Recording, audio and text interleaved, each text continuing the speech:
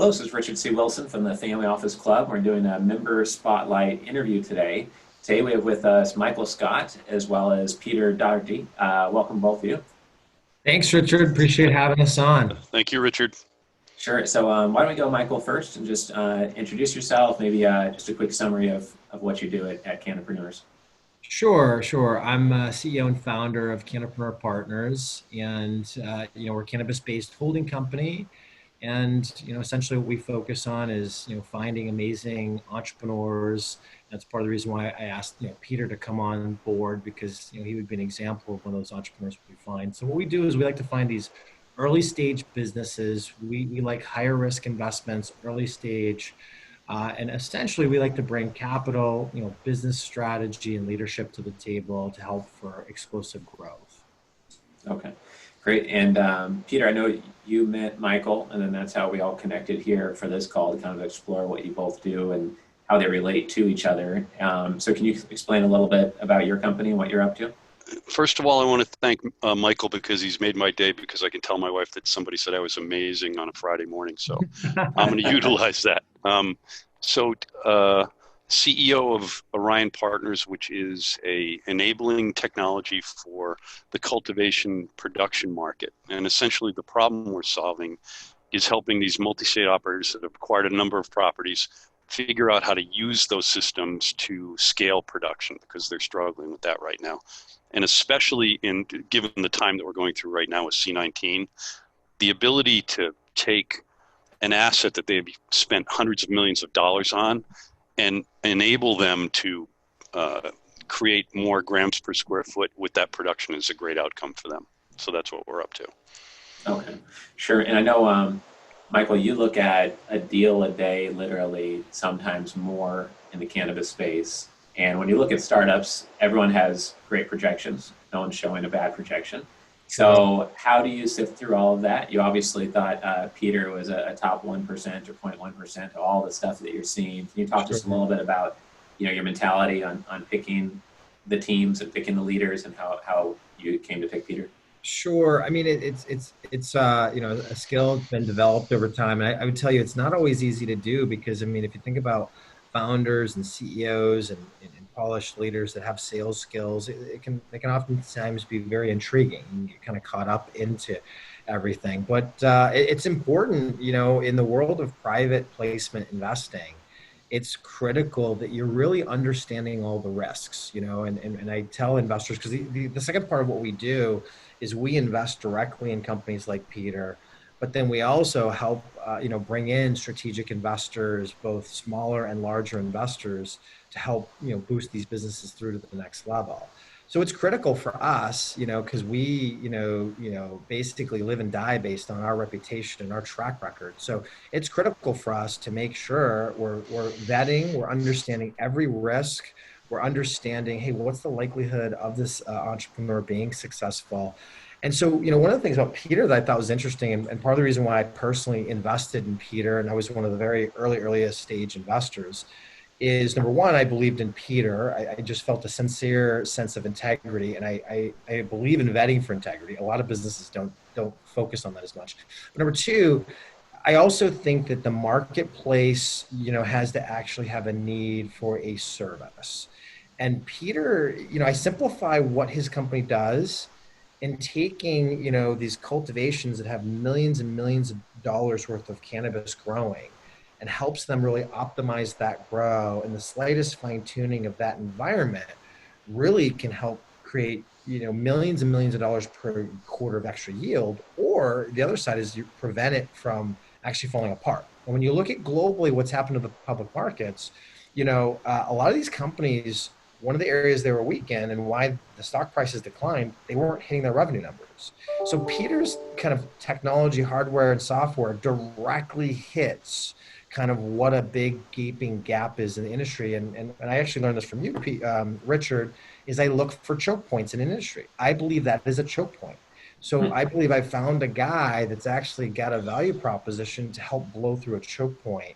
And now he's even fine tuning, and we're kind of redesigning the monetization model, where I think he's making it even bigger no brainer for these businesses to hire him. Right, right. So if we zoom out, it's basically, Cannapreneurs is not an investment bank. It's not, a placement agent capital raising team. It's really a holding company. So you're Yep. really acting differently out there than other organizations. You're not a family office. You're also not an operator of a single cultivation Yep. spot. And so what you're seeing is kind of the view of the forest and how now all these cultivation centers are open, some of the retail centers, all these different iterations on, CBD and cannabis related products. And I guess you're saying that Peter's software and solutions are able to optimize the output. And now that things are actually operational across hundreds of locations, if not thousands, you can optimize that output and their net profits and their ability to be very effective versus like at the beginning, it was a huge rush just to get permits and a rush to get open and a rush to see if it was all kind of Absolutely. real operationally. And now we're at that, it's still maybe the third or fourth inning, but now there's a lot of real businesses out there that need optimization, I guess. That's what this is filling the need for. Absolutely. And as Peter was pitching me, and he's phenomenal at what he does in pitching. In fact, Peter's raised over 100 million, in the tech sector before he got into cannabis. So he's good at what he does, but I couldn't believe everything he was saying at face value, right? You just can't. That's not the way it works when you're doing the Shark Tank game, right? Right, right. So, even though he's talking about these increased yields, I had to validate that, right? So I said, great, give me, some of the names of who's utilizing your stuff. And to my shock and surprise, he's actually already working with some of the biggest brands in the industry. And so I said, hey, I'd like to talk to that cultivator. And I didn't just talk to him on the phone, but at first I talked to him on the phone, then I went there in person. And I actually got in the trenches, learned why does he believe Peter's software and hardware is valuable? Mm-hmm. And what I quickly learned was, this particular big multi-state operator had 11 cultivations in various states around the country. And he said, look, we're out producing and out yielding all of the other sister cultivations because of Peter. And then he said, he went on to say, I actually believe we're on our way to actually creating some of the best yields and creating a world record. Now, maybe that's true, maybe it's not.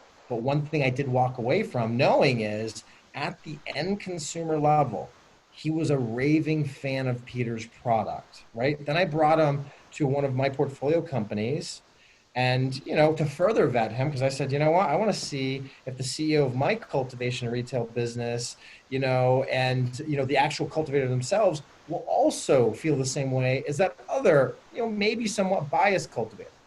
They Sure. basically hired him on the spot in the second meeting, right? So I started getting real world proof and validity that the end consumer wants what he's delivering. And Right. that's important. You have to do that when you're vetting these businesses. Right, right, yeah. And so if an investor is listening to this, maybe they've invested in cannabis before, maybe they have not. Either way, what do you think the number one due diligence question is, Peter or Michael, that somebody should be asking you? Most people don't, and you don't know why they're not. They're asking other questions because their knowledge is here and Yeah. it's not up here. They don't know what they don't know. Is there any suggestions you have for if they're looking at an investment with one of you two or a different investment in the industry, what to ask? Yeah. So I think one of our differentiators, one of our edges, it's very common for businesses to look at pro formas, to look at the pitch decks, look at the legal documents. Like I look Mm-hmm. at those as, yes, those are must do's, right? One of the different things that we do is I'm really big on track record of success, right? So if somebody that I'm meeting is pitching me has a consistent and compelling track record of success, that's one of the biggest predictors of future success. But then I go a level deeper. What I'm really vetting for, Richard, is emotional intelligence. Because in the cannabis industry, you're going to get more curveballs than most industries. If you can't make it in other industries, you're not going to make it in this one. So that was one of the things I vetted for with Peter. Like, I mean, he's delivered 5x return investors, 5x returns to previous investors. He's raised over $100 million. He's actually already done what he's doing in the cannabis industry in other industries, right? So these Right, are kind of right. the key things, because now if I've got a track record of success, I've got something that I can, build integrity and trust and confidence on. So Right, right. So Peter, I know Michael looks at you and, he's basically saying it's about the leader, it's about the team, it's about the track record of success. We talked a little bit about the macro opportunity, but you yourself investing your own time and energy in this, dedicating, years of your life, getting this off the ground, getting it fully up to speed, et cetera. What would you say you're most focused on to make this a big success, or what else besides your own track record and kind of that macro view do you think investors should be, could keep in mind or be thinking through, while speaking to you? Yeah, I think track records are really important, but that's really all they are, is a record of the past. And what you're investing in is today that person's ability to execute based on the market requirement and the solution they're bringing to the table. And the driver behind that in every case, in every company I've been in, this is my 5th early stage company, is the team. And so what I try to do is attract rock stars. Most of the guys I'm working with, I've worked with in 2 or 3 companies previously. So number one, we've worked together. We know how to operate together. And then what we've done is attracted additional rock stars to help us execute.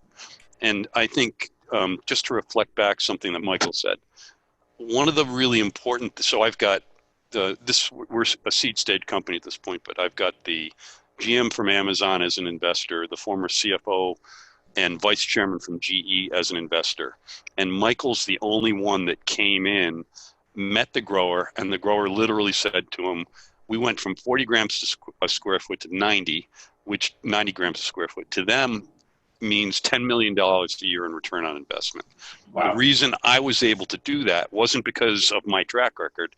It's because of the guys I've got around me from an engineering perspective that do all the work behind the curtain to make sure that we can drive value for customers. And what happens is when you can drive grams per square foot production increases, the ROI is 1 growth cycle for our platform right now. So it's really compelling. But the center of that universe is the team and their ability to operate and compete in a really difficult and wild and woolly market, which is the cannabis market. Right. Yeah. Okay. That makes sense. I mean, that's amazing results. I would guess that even if they increase production by 7%, it would probably more than pay for your solution. I mean, 7% to them is $1 million a year on an annualized basis, Richard, and our cost is $50,000. So if they improve by 1 or 2%, they get their money back. Exactly. Yeah, interesting. Wow, that's pretty enormous potential numbers there. And you have a functional product. It sounds like already you're able to be beta testing this with some additional. Yeah, so we're in commercial deployments with a couple of the large multi-state operators, a few others that we're going to pilot with, and then a bunch of single-site operators that are mostly strategic implementations. So what we decided to do, we've done tech before, and what we decided to do was build the product, beta test it, and then announce it to the market, not the other way around. So it's a commercial release product now. That's smart. Maybe that comes from your tech background of knowing just how hard it is to raise capital when there's nothing functional yet, there's nothing proven yet, there's no track record, there's no ROI on the people using it. I mean, that is just, it's very hard to raise capital for something like that. Exactly. Versus having beta test examples and pointing to it, because those people might become your investors, first of all, and then second of all, you can just have them go visit it like Michael did. So out of everything we've talked about, I think that is very interesting for anyone listening to this because it's so rare. A lot of pre-seed companies don't have that. So if someone's listening and they're about to launch a company, I would definitely get something commercially viable before they raise capital, if at all possible. And usually people just have the attitude of, oh, that's not possible. We need to raise $5 million first. Otherwise we don't have anything to deploy yet, et cetera. And it's a chicken and egg situation that I guess you guys have been able to navigate. Yeah, it's really interesting because we've done it before. The majority of the team works because they're dedicated to the idea. They work for equity only right now until we close the Series A, and then they go on salary and equity. Okay. So it's sort of the special forces version of how to start an early stage company and get a team that's dedicated to each other, the ideals of what you're going to build, go out and build it, and then get paid for it, not the other way around. Right. Yeah, that's great. That's different than how a lot of people approach it. Yep. Anything else that one of you want to communicate during this interview before? I know we maybe not got a chance to ask some of the questions you might have liked me to, but anything else you want to address? I'll let Michael go first. I don't know. Let me see. Anything else I'd like to address? I mean, I don't know. I guess I'd just say a kind of a message to investors is that right now, with everything that's going on, I know a lot of the world is kind of going into defense. I think this is one of the best damn times ever to be in offense. And I think that you're going to get the best deals in private investments. I think if you're looking at publicly traded investments, I think it's really difficult to focus on positivity during chaotic times, but I think Yep. for those who do, man, there's just tremendous opportunity. So I would just say, for investors, the opportunistic, I think right now, an investment offering, like Peters, it's tech and cannabis or cannabis overall, it may not be first thing that comes to mind. But what you got to remember is, if you pick the right player in an already depressed market, and then you take a very nascent market like cannabis, it gets even more beat up because of its volatility. While you're getting some amazing, amazing prices, and psychologically, people don't think like that, right? When a price is going down, Right. like, oh, it's junk, I don't want to go in. Oh, I want to buy it when it's going up like this. Guess what? When your share price is expensive, it's the worst possible time to buy. Right. People applied the logic of grocery shopping, and like if you see tuna at a discount, it makes sense to buy twice as much, right? But people Right. apply that to investing, and so this is why your average, your average what we call odd lot investor actually loses when it comes to the investment game. The vast Hmm. Right. majority don't come close to getting what the S&P 500 index will make. Right, right. Yeah, no, definitely a very good point. And I think that's relevant to anybody listening. If you have some liquidity or the ability to invest a little bit, it's going to get you a lot more than it will 3 years from now, assuming things recover, or 18 months from now when a vaccine is out and things have mostly recovered, et cetera. So, Peter, anything else from you before I Yeah, wrap it up? two things, if you don't mind. One is the Sure. reason Michael and I are working together is because of the ethos which with Michael is approaching the market and Mm-hmm. his ability to dig in, do the work, and then understand how to operate in difficult times, which is these are the times to define people and define who you are as a person, I think, the most It difficult is. things. And then secondly, what makes this different, what we're doing right now is the technology that we're using to enable these large operators is a virtual system. So we can operate it where, the market right now, there's no travel, Right. nobody's jumping on planes. We're doing an installation right now virtually with one of the largest operators in Canada Hmm.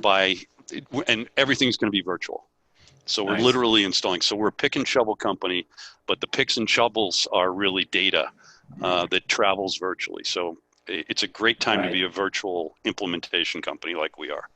Right, right. Yeah, that's great. And subscription, recurring revenue companies are the Exactly. hot thing of the last 3 to 5 years. Everyone's going that direction, from Microsoft to even our family office club is subscription based. So you guys Yep. are kind of on point there too, which is great. Awesome. Well, then what would be the best thing for someone to do if they wanted to reach out to learn more? Where can they get a hold of you guys and start a conversation? So, if they're wanting to learn just about cannabis investing overall, wanting to get in touch with me, cannapreneurpartners.com would be the best bet in terms of, finding me. And you can actually learn about Peter's company either, through me. And of course, the viewpoint I'm going to do is I'm going to share with you kind of from an investor's realm, kind of what you should be thinking about, both the risks and the reward. And then, Peter, if you want to share your website, we can certainly reach out to you directly as well. Yeah, orionpartners.org, ORION Okay, partners. And great. appreciate the opportunity, Richard. Thank you so much. Yeah, no problem at all. And once our live events start back up in a couple months, when the CDC gives us a thumbs up, then we'll see you both maybe at one of those live events here soon. Look forward to it. Take Cool. care. Thanks. Cheers.